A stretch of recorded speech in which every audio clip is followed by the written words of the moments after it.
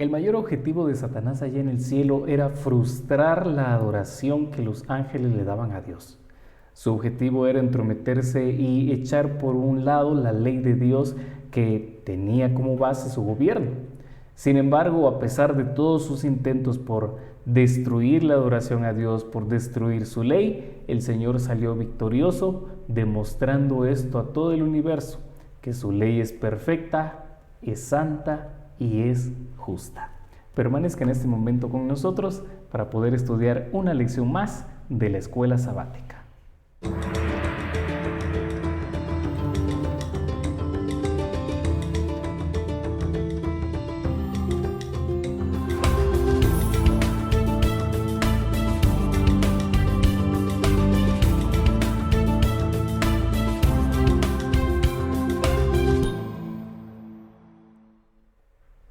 Los saludamos de nuevamente, queridos amigos y hermanos, quienes ya están conectados con nosotros en el estudio y el repaso de la lección de escuela sabática. Queremos agradecerles su fina sintonía que tienen hacia el canal de TV Digital Conexión 7, tanto en YouTube como en Facebook. A todos los que nos siguen en la página, les agradecemos y pues gracias porque semana tras semana están con nosotros al pendiente de cada programa que producimos a través de este canal. Queremos agradecerles y pues también vamos a entrar al estudio de esta semana, que ya estamos en la lección 9. Sin duda, a lo largo de este estudio hemos aprendido cosas nuevas, quizá complementado nuestros estudios, y ese es el propósito de Escuela Sabática, saber el momento en el cual estamos viviendo y que sin duda nos estamos ayudando con el Espíritu Santo al momento de estudiar. Como también cada semana nos acompaña Pastor Kevin. Gracias, Pastor, por estar con nosotros. Queremos darles la bienvenida y esperando que esta semana podamos aprender algo más acerca de la cartilla de Escuela Sabática. Vamos a iniciar, Pastor. Un privilegio estar con ustedes una vez más para poder compartir la lección de escuela sabática, sabiendo que cada lección nos deja lecciones importantes para poder aplicar en nuestra vida y aumentar también nuestro conocimiento acerca de Dios. Vamos a invitarles a que en esta oportunidad puedan inclinar su rostro con nosotros, dirigirnos a Dios en oración antes de abrir su santa palabra. Oramos. Bendito Dios y Padre que moras en el cielo, muchas gracias te damos, Señor, porque en esta oportunidad una vez más nos permites abrir tu santa palabra. Vamos a meditar en ella, vamos a estudiarla, Señor, y permítenos extraer las lecciones que tú has dejado escritas, Señor, para nuestra enseñanza. En el nombre de Jesús oramos. Amén. Gracias, Pastor.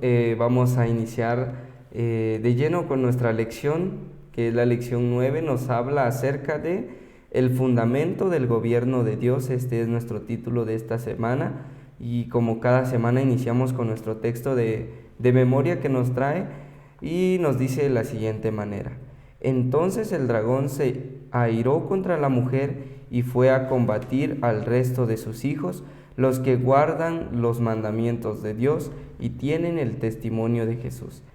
Nosotros necesitamos comprender a la luz de Apocalipsis. Debemos recordar que Apocalipsis es el último libro de la Biblia. En el último libro de la Biblia se hace un énfasis a los mandamientos de Dios. Así es. Nosotros vamos a encontrar que la obediencia a Dios es lo primero que aparece en el libro de Génesis. Exacto. Porque donde se registra la tentación y la caída de Adán y Eva, se registra también que el motivo fue la desobediencia a Dios. Exacto. En el primer libro de la Biblia. En el último libro escrito aparece la misma motivación a guardar los mandamientos de Dios. En otras palabras, la misma motivación de obedecerle. Exacto. Entonces, esta parte es importante porque nos deja ver que a lo largo de toda la historia bíblica, a lo largo de nuestros años hoy en la actualidad, Dios sigue pidiendo algo de sus hijos. Así es. Y es la obediencia. Viene la pregunta, ¿la obediencia a qué? Exacto. A lo que Él pide, a lo que Él nos manda a guardar, específicamente a la base de su gobierno, como dice la lección de esta semana, el fundamento del gobierno de Dios. ¿Cuál es? Su ley, exacto, sus mandamientos. Así es, y pues claramente, como usted lo decía al principio, Satanás desde un principio en el cielo, cuando Él estaba en el cielo, Él quería la adoración hacia Él. Sí. Entonces los cristianos se dieron cuenta, los adventistas, ya después de que pasó 1844 y todo el ministerio de Jesús, ellos llegaron a entender también que dentro de esto estaba también la obediencia al cuarto mandamiento y en sí a todos los mandamientos que Dios dejaba, pero en sí se basaban en el cuarto mandamiento, que era un conflicto que generaba Satanás en ese momento, porque incluso lo dice la lección que Satanás sabe que con un solo punto que toquen, el pueblo de Dios sabe que está básicamente desechando todos los 9, el resto. Entonces nos damos cuenta que Satanás es bien astuto en cómo opacar nuestras mentes en este punto que es el cuarto mandamiento. Sí, la Biblia es clara cuando dice que cualquiera que quebrante uno de los mandamientos se hace culpable de todos. Pues sí. Satanás induciendo a Adán y Eva a cometer un pecado, se hicieron culpables prácticamente de todos y fueron expulsados del Edén. Sin embargo, en medio de todas esas noticias, ¿verdad?, de los ataques del enemigo, de su esfuerzo por debilitar el gobierno de Dios, encontramos algo en Éxodo, capítulo 25, versículo 16. Debemos recordar que la lección nos menciona varios versículos, sin embargo, en este espacio tratamos de hacer énfasis, ¿verdad?, en los principales, en los que son claves para poder entender la lección de esta semana. Usted puede profundizar en los demás. Pero vamos a ir a Éxodo capítulo 25, versículo 16, y la Biblia menciona lo siguiente: y pondrás en el arca el testimonio que yo te daré. Es corto, pero vea el mensaje que contiene. Viene Dios y manda a Moisés y al pueblo de Israel a construir el santuario que veíamos en la lección anterior. Dentro del santuario habían diferentes muebles que Dios mismo había dicho que debían ponerse allí porque era un modelo de lo que había allá en el cielo.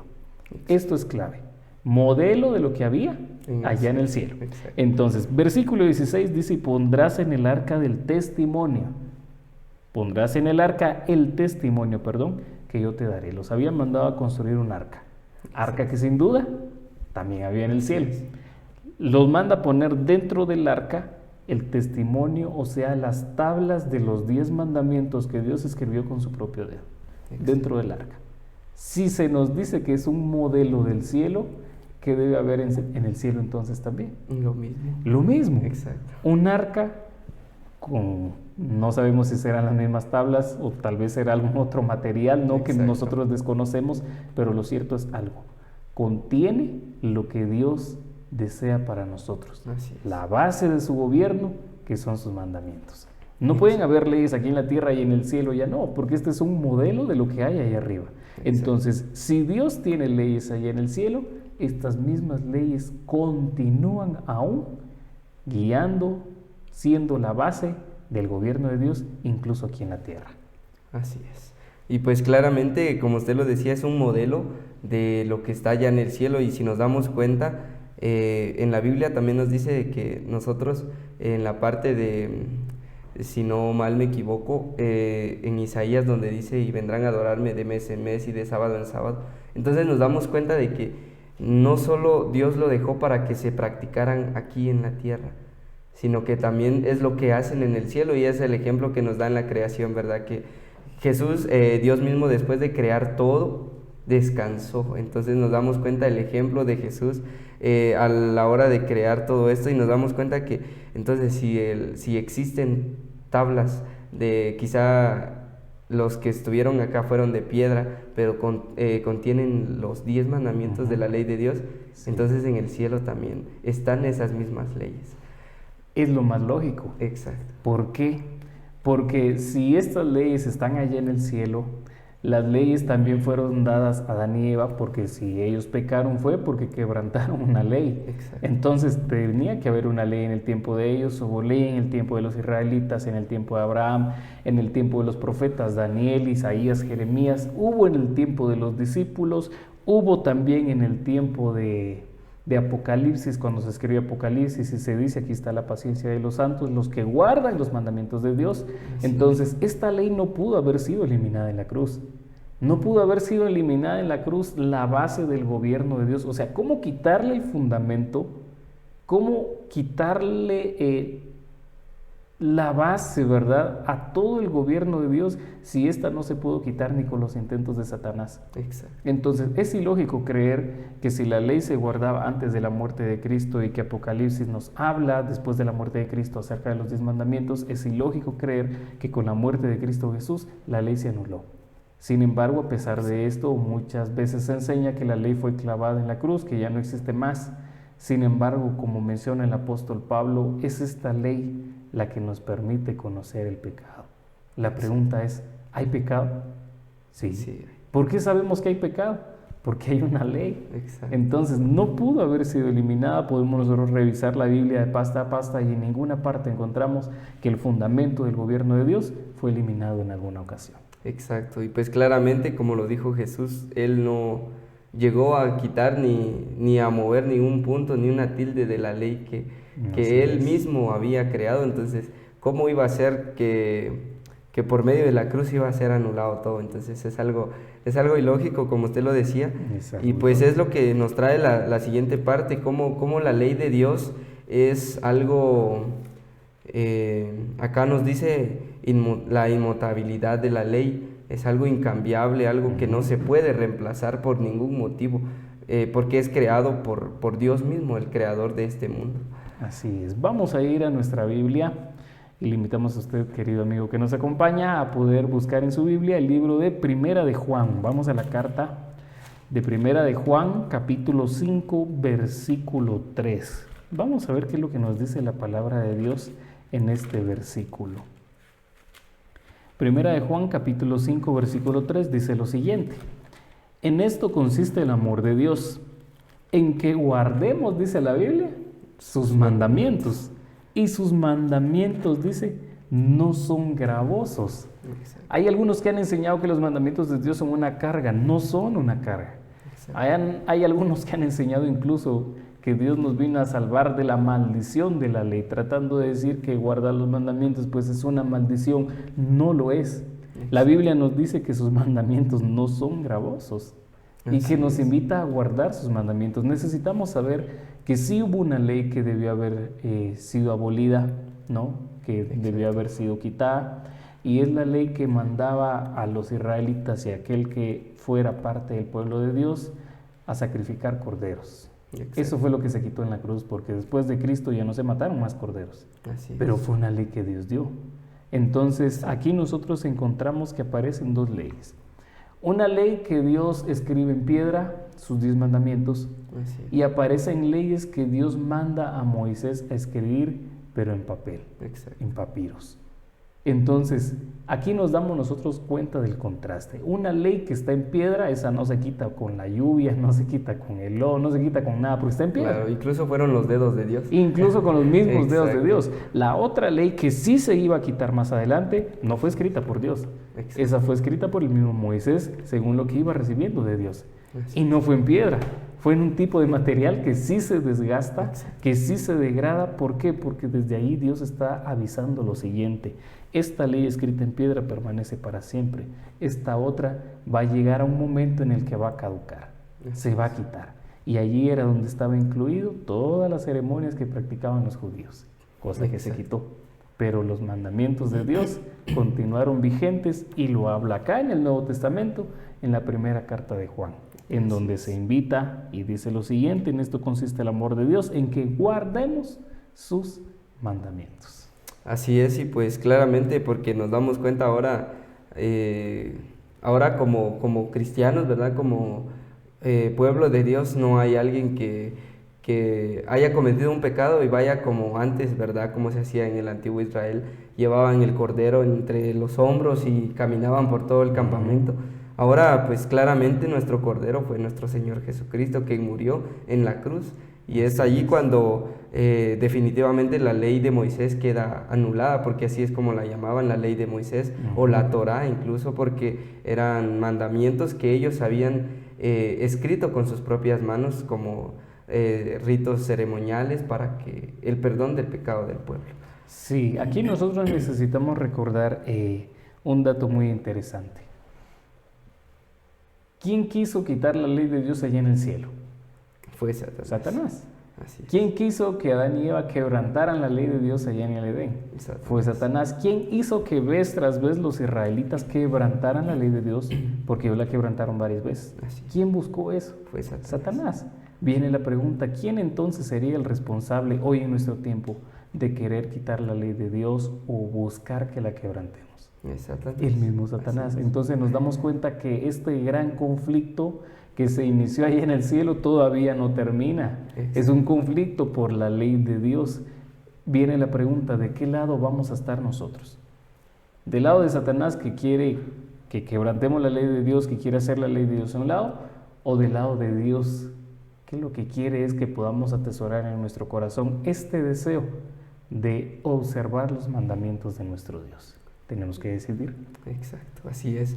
Y pues claramente, si nosotros estudiamos la lección en esta parte, pues nos dice que básicamente la ley de Dios o la ley moral que Él ha dejado, que son los 10 mandamientos, nos refleja claramente el carácter de Dios hacia nosotros. Si nos damos cuenta, no son mandamientos difíciles. Incluso David lo dice, que no son mandamientos que lleguen a afectar a la humanidad, sino que son mandamientos que, si los vemos de un punto, ahí sí que de un punto no humano, nos damos cuenta de que esos 10 mandamientos son fáciles de aplicarlos en nuestra vida. Aquí quisiera aclarar un punto, porque hay quienes dicen lo siguiente: bueno, pero ¿y quién puede guardar los mandamientos a cabalidad?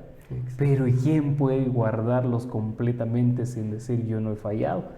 Pero necesitamos recordar que hay una diferencia entre guardar a la perfección durante toda la vida los mandamientos de Dios y proponerse con la ayuda de Dios querer guardarlos. Exacto. Si nosotros nos damos cuenta del pueblo de Israel, a ellos se les dieron los mandamientos, los guardaron a cabalidad, a veces cayeron, pero se arrepintieron y desearon guardarlos. Entonces hay una diferencia entre aquel que desea guardar los mandamientos de Dios, aunque a veces tropiece, aunque a veces caiga, aunque a veces Dios tenga que levantarlo, y una diferencia entre aquel que simplemente dice esto ya no vale, ya no tiene ningún significado, ningún valor, hay que quitarlo. Exacto. Viene la pregunta, ¿de qué lado estamos nosotros? ¿Verdad? Entonces, ¿podemos nosotros pedir la ayuda de Dios para que nos ayude a guardar sus mandamientos? Sí. ¿Se pueden guardar completamente? Sí. Para eso vino Cristo, a demostrar en forma humana que sí se puede hacer. Así es. Pero ¿por qué a veces caemos nosotros? Porque a veces a nosotros nos ha costado, tal vez es nuestra tendencia. Así es. Tendencia al mal. ¿Pero puede ser vencida?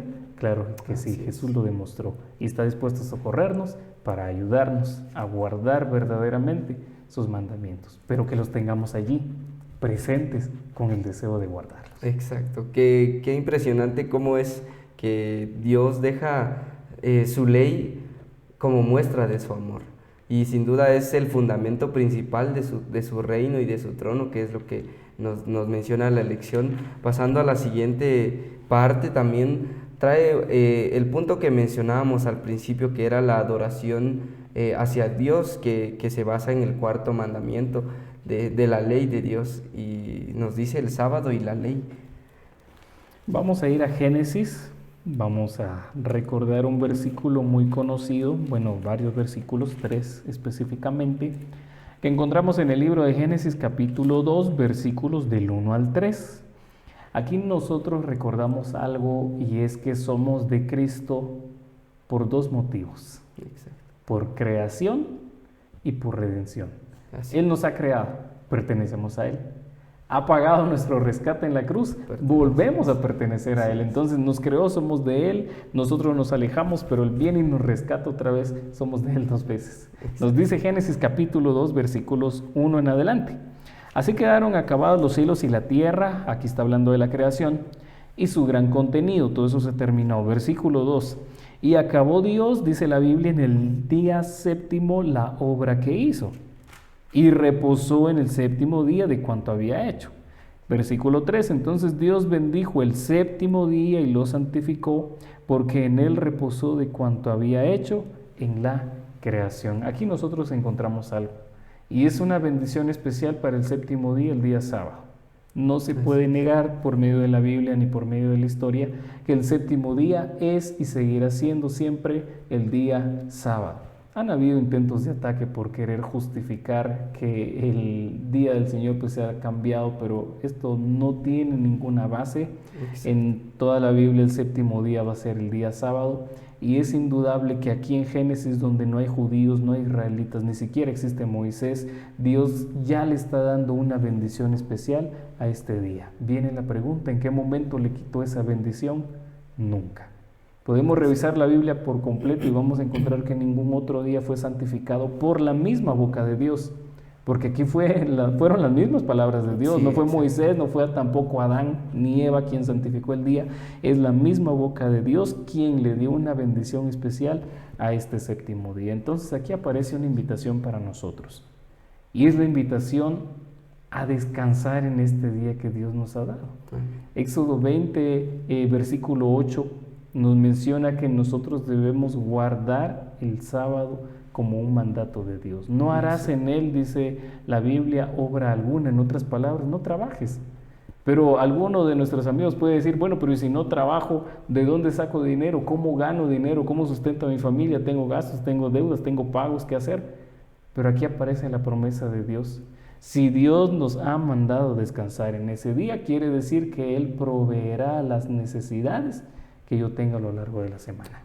Y aquí nosotros podemos hacer mención a lo que mencionó Salomón, ¿verdad? Joven fui y he envejecido, y no he visto justo desamparado, ni su descendencia que mendigue pan.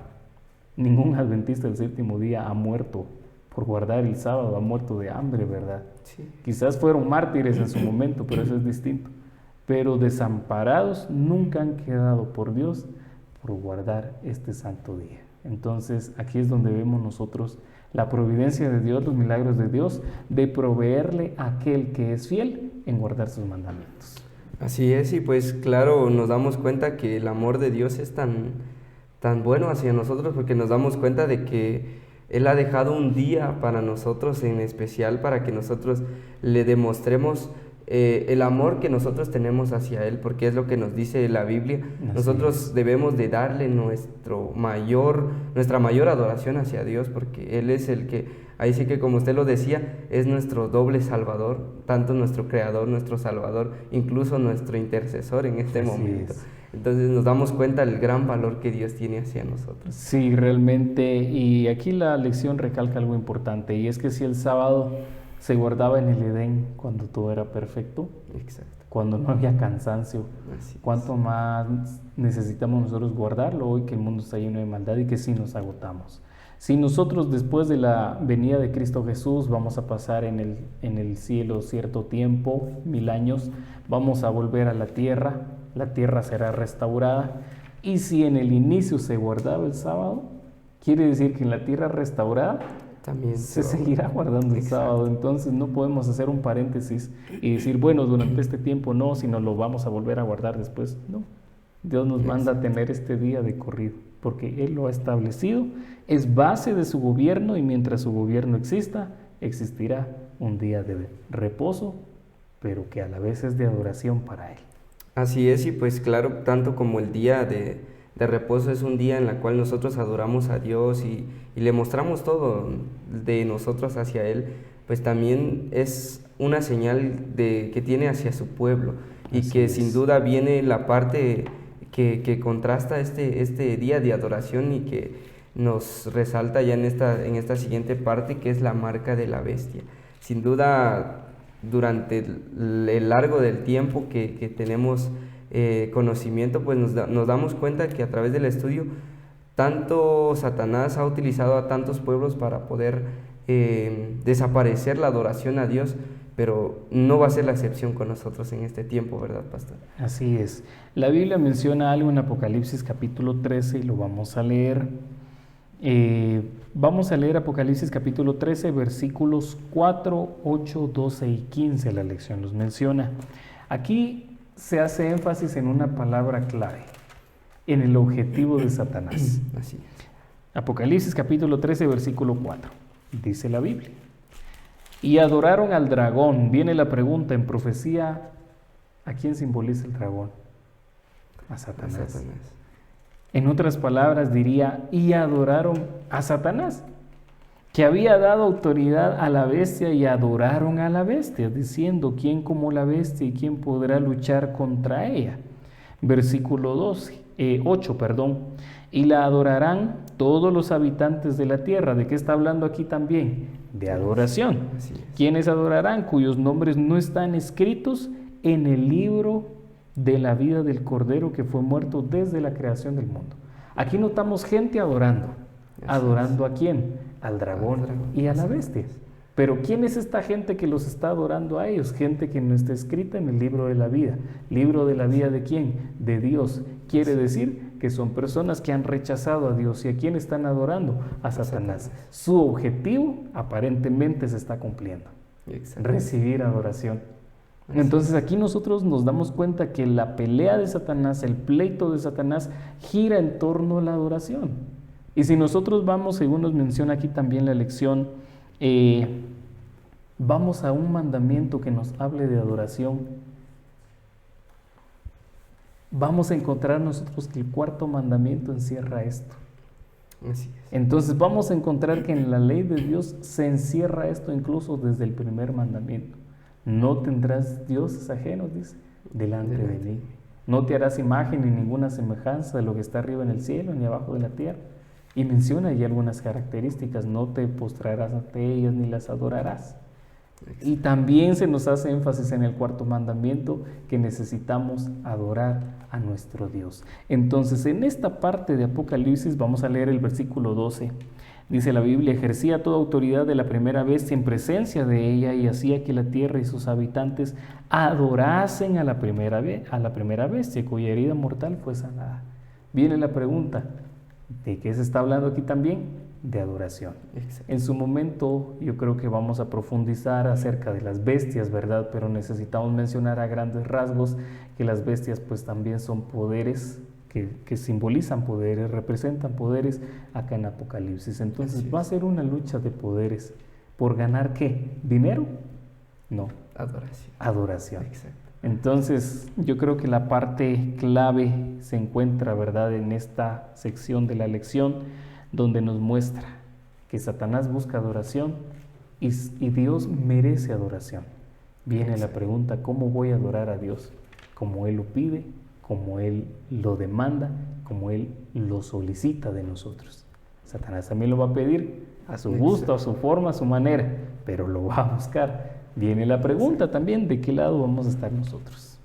Así es, y pues claramente nos damos cuenta que a lo largo de la historia y lo pudimos estudiar semanas atrás, de cómo el poder del cuerno pequeño que es el que cambia los tiempos y la ley, definitivamente los trata de cambiar y en ciertos puntos logró llegar a su objetivo, claro. Dejando días de adoración falsos como es el primer día de la semana, que en ninguna parte de la Biblia pues podemos encontrar nosotros que Dios o Jesús aquí en la tierra adoraron en día domingo, ¿verdad? Que es el primer día de la semana. Entonces nos damos cuenta cómo Satanás utiliza diferentes maneras para obtener la adoración y no hacer que las personas adoren a Él, a Dios mismo. Quisiera ir culminando con lo que menciona Apocalipsis, capítulo 14, versículo 12. Vea lo que dice la palabra de nuestro Dios. Aquí está la paciencia de los santos, los que guardan los mandamientos de Dios y tienen la fe de Jesús. Dos cosas tienen los santos. Guardan los mandamientos de Dios y tienen la misma fe que tenía Cristo Jesús. Entonces, es una cuestión de fe, porque al final del tiempo habrá una guerra tremenda por la adoración. Entonces necesitamos confiar en Dios en que, aunque yo descanse el día séptimo, quizás el mejor día para hacer negocio, quizás el mejor día para ganar dinero, aunque yo repose en ese día, tengo la fe de que Dios será mi proveedor y tengo la seguridad de que estaré buscando observar de la mejor manera los 10 mandamientos de nuestro Dios. ¿Hay perfección? Yo creo que aún nos hace falta mejorar, pero estamos en ese proceso, en ese deseo del corazón de guardar los mandamientos de Dios. Estamos en una lucha. Así Entonces, que con la ayuda de Dios podamos guardarlos como la Biblia lo pide, que podamos tener también la fe de Jesús, la seguridad de que Él puede ayudarnos a guardar su palabra como Él lo pide. Así es, y pues siempre y cuando teniendo en mente, ¿verdad? Que Dios manda mensajes a través de 3 ángeles ya en la parte final, ya para ir finalizando, pues cómo Dios nos alerta a Así cómo estar cautelosos en estos tiempos que vivimos, porque básicamente estamos viviendo ya en estos tiempos donde vamos a vivir este periodo que nos dice la Biblia, donde vamos a sufrir persecuciones, vamos a sufrir diferentes adversidades por este día de adoración hacia Dios, y que es el objetivo principal de Satanás. Pero como lo decía, debemos de estar atentos a cada uno de los mensajes que estos 3 ángeles nos dan a nosotros, y a cada uno de los que nos ven también y pueden leer la Biblia, pues nos damos cuenta cómo Dios también nos prepara en este lado. Quisiera terminar leyendo Apocalipsis 14, 8. Un segundo ángel dice, lo siguió diciendo, ha caído la gran Babilonia, la que ha dado a beber a todas las naciones del vino del furor de su fornicación. Cuando escribe Juan, acá en Apocalipsis, ya Babilonia ya no existe como poder. Exacto. Viene la pregunta, entonces, ¿de qué Babilonia va a caer si para este tiempo Babilonia ya cayó? Así es. Tendría que ser otra Babilonia, Babilonia. otro cumplimiento. Y si nosotros vamos a esta parte de Apocalipsis, todo es simbólico y todo es espiritual. Exacto. Tendría que ser entonces una Babilonia simbólica y espiritual, un poder espiritual que ha dado a beber del vino del furor de su fornicación. ¿Qué es lo que ha dado a beber entonces? Adulterio, la palabra de Dios adulterada con engaño. Entonces, en palabras resumidas, necesitamos nosotros seguir estudiando la Biblia, identificar qué es verdad, qué es mentira y seguir la verdad que Dios nos muestre. Exacto. Queremos agradecerles su fina sintonía a través del canal TV Digital Conexión 7, y como la invitación de cada semana es que la próxima también nos puedan sintonizar. Que el Señor los bendiga y pueda quedar con ustedes, y un buen descanso.